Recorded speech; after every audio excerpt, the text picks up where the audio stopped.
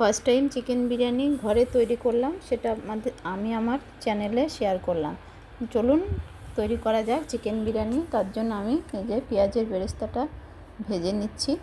পাশে রাইসটা বসিয়ে দিয়েছি, এই যে জল ফুটছে, তার মধ্যে গোটা গরম মশলা দিয়ে দিয়েছি।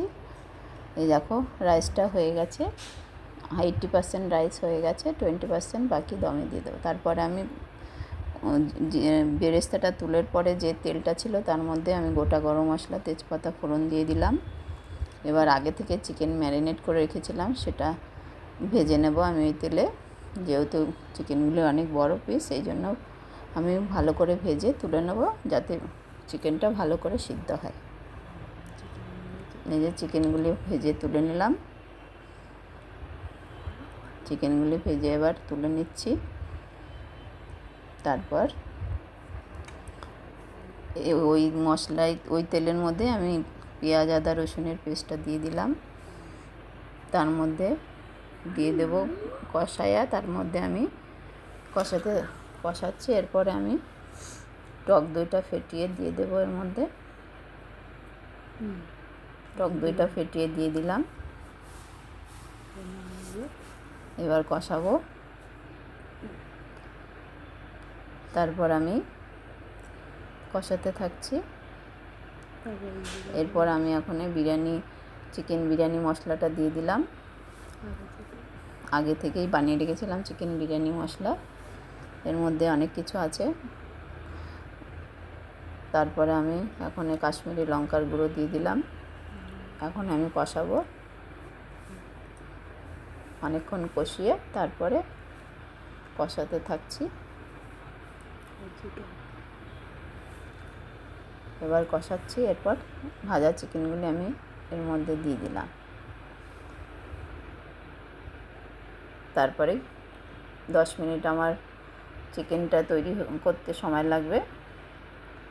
10 মিনিট পর আমার চিকেন রেডি হয়ে গেছে। এখন আমি বিরিয়ানিটা দমে দেবো। তার জন্য আমি হাঁড়িতে তেল আর মেখে রেখেছিলাম আগের থেকে। এখন আমি চিকেনটা দিয়ে দিচ্ছি, তার উপর বিরিয়ানি মশলা দিলাম, বেরেস্তা দিচ্ছি, তার মধ্যে রাইস দিলাম।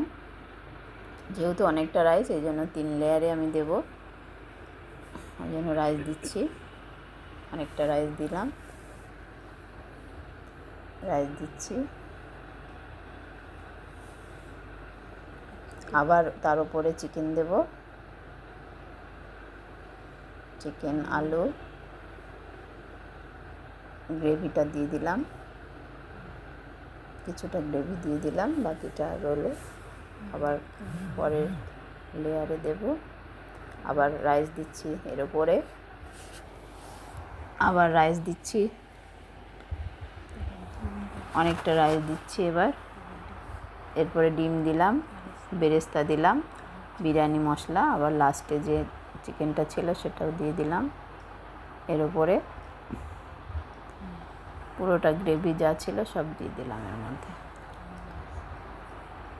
এর উপর আবার রাইস দিলাম, তার উপর বেরেস্তা দিচ্ছি, তারপরে চিকেন মশলা দিয়ে দেবো, ডিম দিলাম, আবার রাইস দিলাম।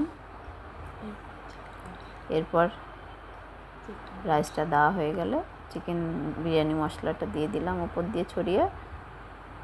তারপরে আমি আগে থেকেই ভিজিয়ে রেখেছিলাম কেশর, কেওড়া জল, গোলাপ জল বাটিতে, সেটা ঢেলে দিয়ে দিচ্ছি। তার উপর আমি একটু ঘি ছড়িয়ে দেব, ঘি ছড়িয়ে দিলাম। তারপরে মিঠা আতর একটু দিয়ে দিচ্ছি,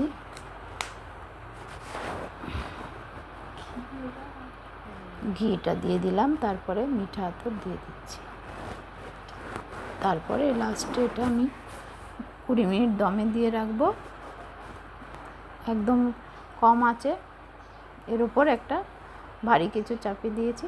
আমার বিরিয়ানি রেডি। 20 মিনিট পর দেখো আমার বিরিয়ানি একদম রেডি। পুরো কি সুন্দর ঝরঝরে বিরিয়ানি হয়েছে, একটুও চাল ভাঙেনি। এভাবে তোমরা করবে, দেখবে খুব সুন্দর হবে। যদি ভালো লাগে অবশ্যই লাইক আর সাবস্ক্রাইব করবে।